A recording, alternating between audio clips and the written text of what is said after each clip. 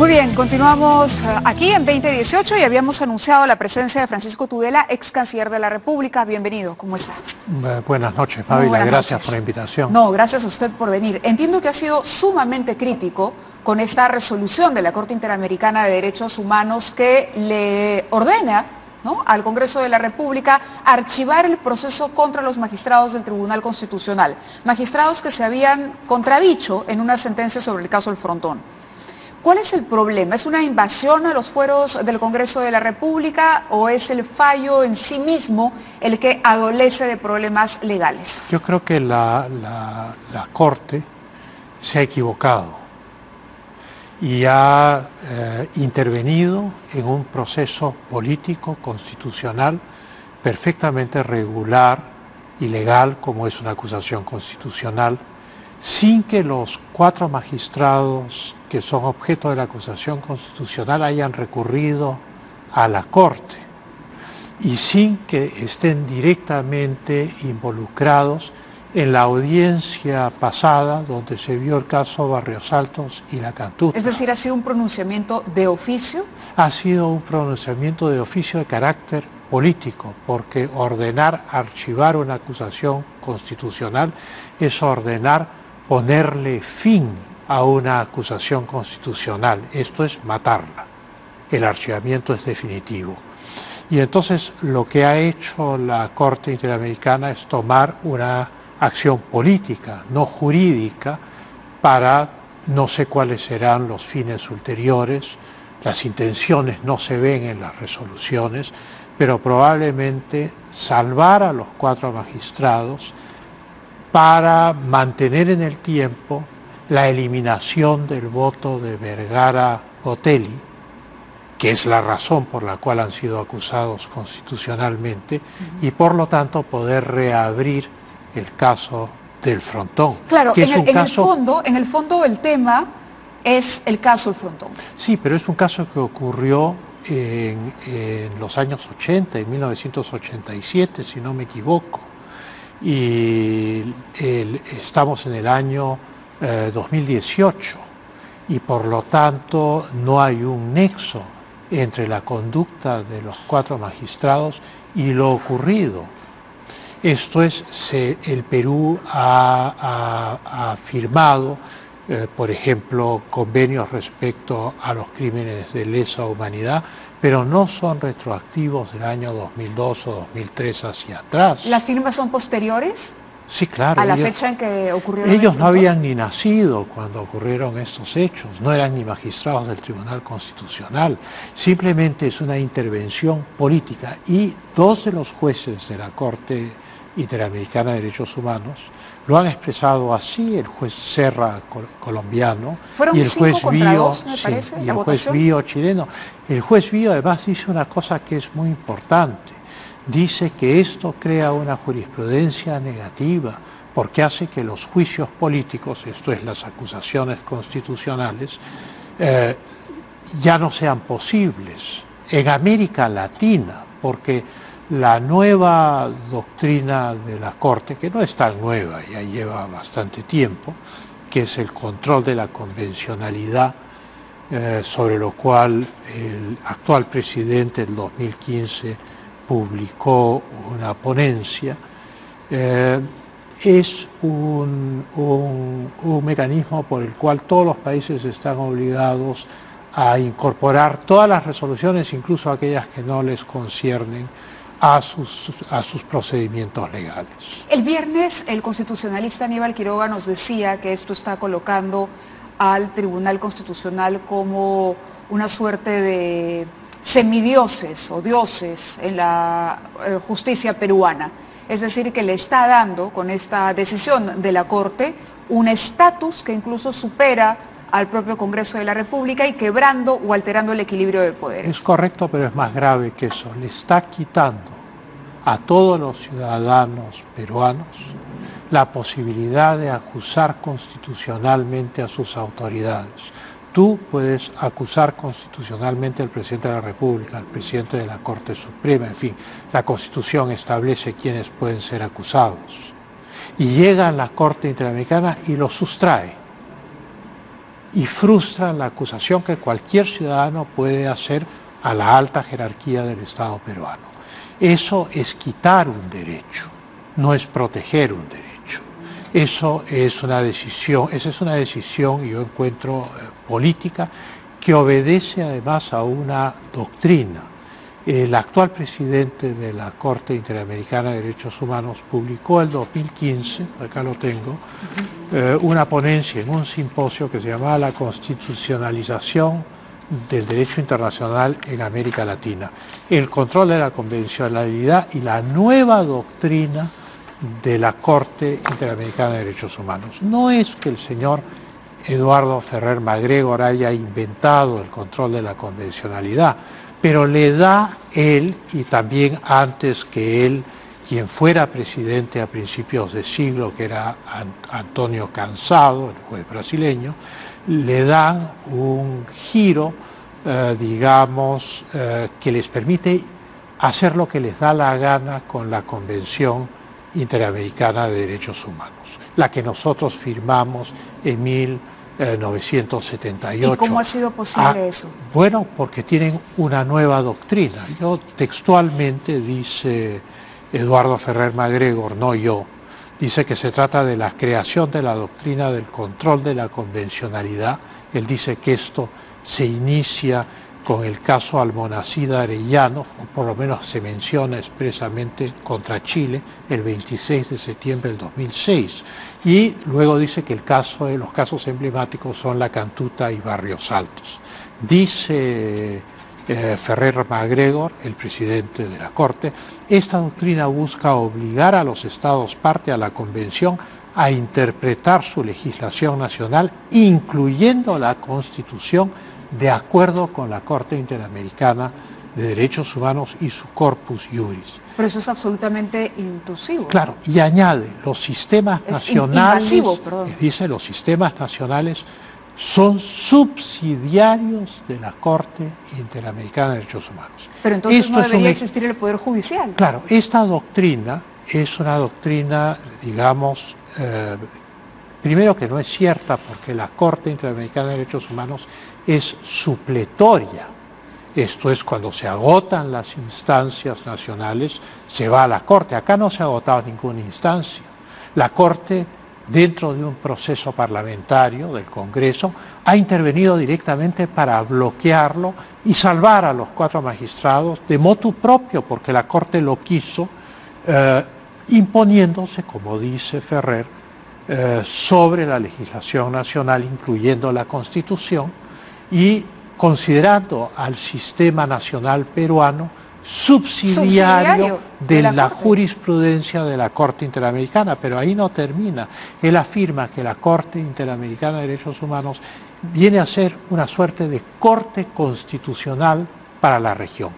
Eso no está en la Convención Interamericana de Derechos Humanos que nosotros ratificamos en 1978. Y no hay manera de, cuestionar o reclamar lo que acaba de decir, esta intromisión que parece que parece haber decidido, ¿no?, las personas que hoy ocupan los altos grados de la Corte, los altos cargos en la Corte. No todos. No todos, pero digamos su máxima autoridad sí. ¿No? Porque sería una decisión personal. No hay manera de objetar esto dentro de la propia Corte. Yo quisiera añadir un punto, ¿no? Dice Ferrer MacGregor, el control de convencionalidad se ejerce sobre todos los poderes del Estado y las autoridades. Y luego añade, las regulaciones de la Convención, o sea, el funcionamiento de los artículos de la Convención y su interpretación, son el resultado de la interpretación de la Convención por la Corte Interamericana de Derechos Humanos. Filtro de la Corte. La interpretación presupone que la Convención evoluciona con el tiempo. En derecho internacional, la interpretación de los textos es restrictiva por una razón de seguridad jurídica. Yo no puedo hacer una interpretación extensiva ni de un tratado de límites, ni de un tratado de libre comercio, ni de una Convención Interamericana de Derechos Humanos, porque entonces le hago decir al tratado lo que a mí me da la gana, y eso no es posible. Yo creo que Acá hay dos cursos de acción, pero que deberían adoptarse inmediatamente. Hoy día ha sido un día de silencio sepulcral por parte del gobierno. Yo creo que el primero de ellos es imitar al presidente Lenín Moreno del Ecuador, que ha tenido el mismo problema el 8 de febrero.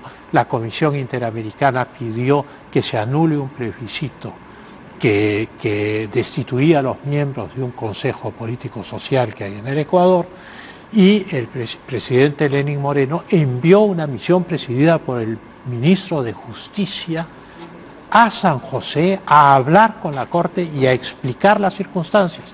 Y la Corte resolvió contra el pedido de la Comisión.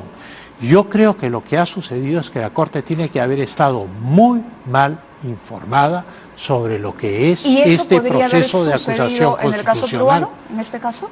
Yo creo que estamos a tiempo de mandar, en vez de pedir una aclaración, claro, que es una cosa fría porque la Corte sigue en San José y nosotros acá, deberíamos mandar una misión de altísimo nivel a San José hoy en la noche, mañana en la mañana. Esto no puede esperar. Y en segundo lugar, como esta doctrina que ha ido evolucionando del año 2006 hasta acá, que por ejemplo la Corte Europea de los Derechos Humanos no acepta esta doctrina, sí tienen ellos un control de la convencionalidad de la Convención Europea de Derechos Humanos, pero no con la libre interpretación de la Corte Europea. Quería pedirle unos segundos porque seguramente algún televidente no ha escuchado lo que señaló el presidente del Congreso de la República. El presidente del Congreso ha dicho que esta resolución es inaplicable y están pidiendo una aclaración. Vamos a escucharlo y continuamos hablando con el ex canciller Francisco Tudela. Por este tema no ha habido en el Parlamento, por lo menos, comentarios o decisiones sobre salir o no de la Corte. Creo que eso lo he escuchado en materia de la pena de muerte que se ha estado debatiendo hasta hace poco. Pero no es ningún desacato, ¿no? Está dentro de lo que se establece dentro de la propia convención, y vuelvo a repetir, lo que plantea la resolución para la mayoría de los portavoces resulta de inaplicabilidad porque los parlamentarios no pueden, para archivar, que es lo que plantea la resolución, los parlamentarios tendrían que venir de frente obligados. Eso sería inaudito en el mundo, por si acaso, para Canal N, para tus televidentes. Sería inaudito en el mundo que finalmente los parlamentarios de un país vayan y tengan que votar como 5 señores han dicho que así tienen que votar. O uno ve qué es lo que la resolución de los señores de la Corte te dice, que es archivar, y solo se puede archivar por votación. Es como que mañana se convoca un pleno. Entonces se dice que se va a votar el archivamiento, por poner un ejemplo de lo que está planteando, y los congresistas que tienen que realmente obligados a archivar. Entonces resulta, digamos, la resolución en esos extremos inaplicable, porque los congresistas no están obligados a mandato, no tienen mandato imperativo. Los congresistas, cuando se ve un caso a nivel internacional, el artículo 205 te establece que primero se agota el fuero nacional. ¿Tiene razón el congresista Galarreta? Bueno, tiene razón por varias razones, no solo por lo que dice. Tiene razón en el proceso parlamentario, tiene que votarse, no es como ordenarle a un juez que archive.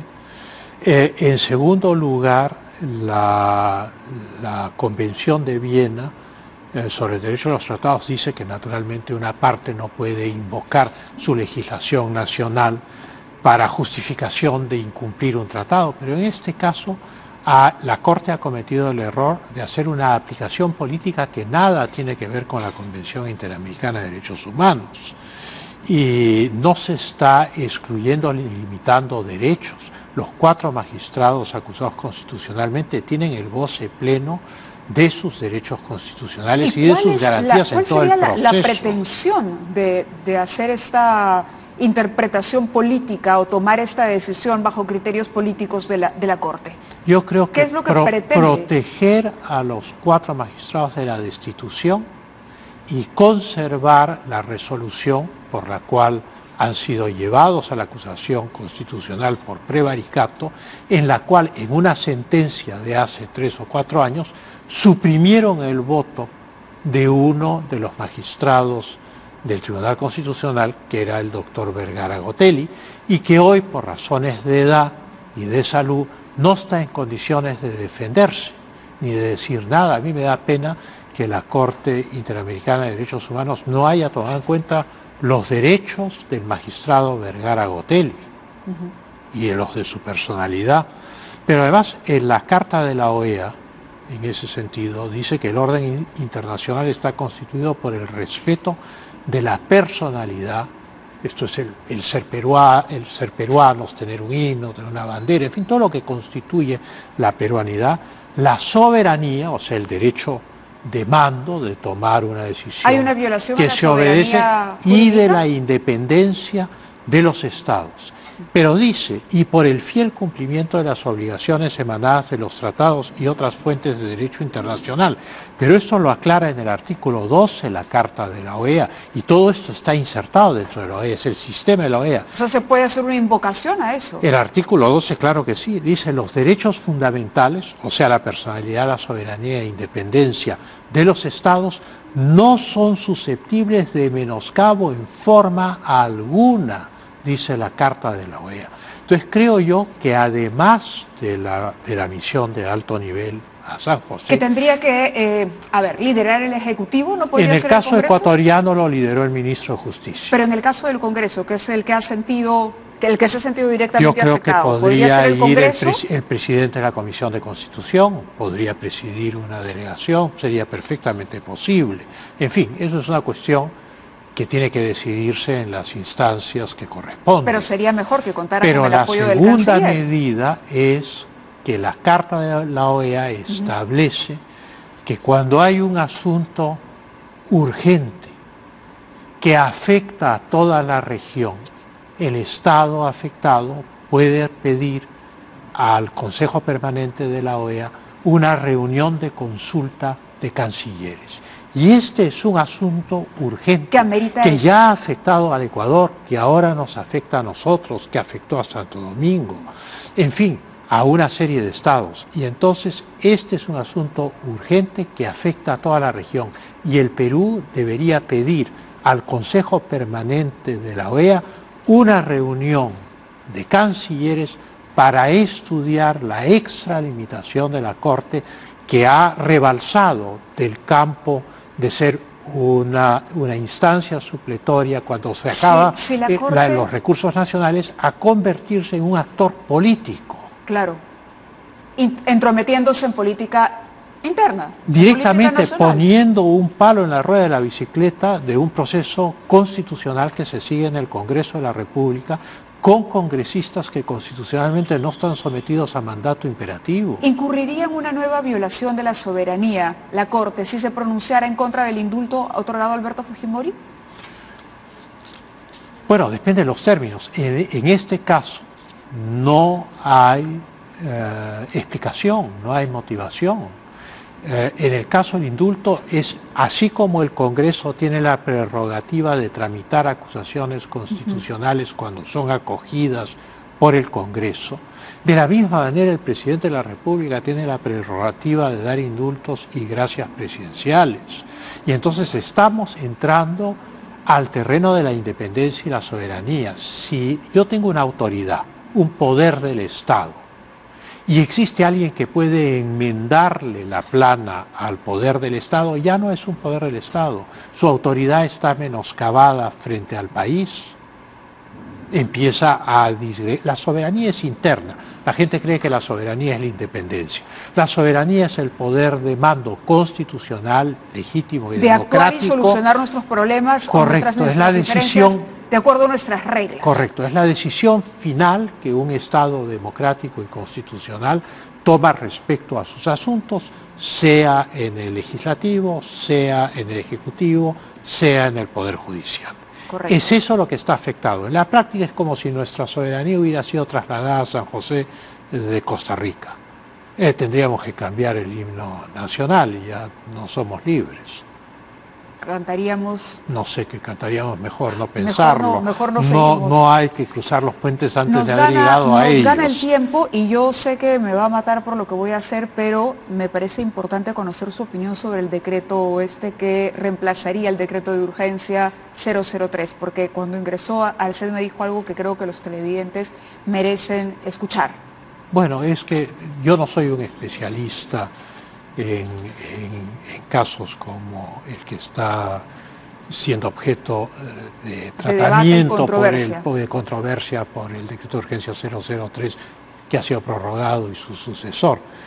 Pero lo que yo sé, como sabe todo abogado, es que trabar un embargo preventivo impide la libre disposición de los bienes, pero al mismo tiempo permite la operación normal de una empresa. Y para mí me resulta incomprensible cómo una medida tan simple y elemental que incluso se adopta entre empresas privadas cuando éstas litigan, no se ha tomado para el caso de Odebrecht y las consorciadas.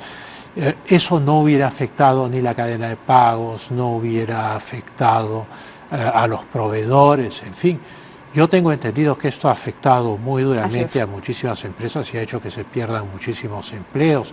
Eso hubiera sido evitado por una medida simplísima que está contemplada en la ley, en los códigos procesales. No comprendo por qué recurrir a un método tan bizantino, ¿no? Pero no es mi tema. Yo lo sé. Yo le he robado esa respuesta extra. Soy abogado. Usted venía a hablar de la Corte. Y a mí me gustan las fórmulas simples y las explicaciones claras. Y a mí la fórmula más simple siempre me pareció el embargo preventivo. Muy bien, muchísimas gracias, doctor Tudela. Siempre es un placer conversar con usted. Muchas gracias, Mávila. Gracias.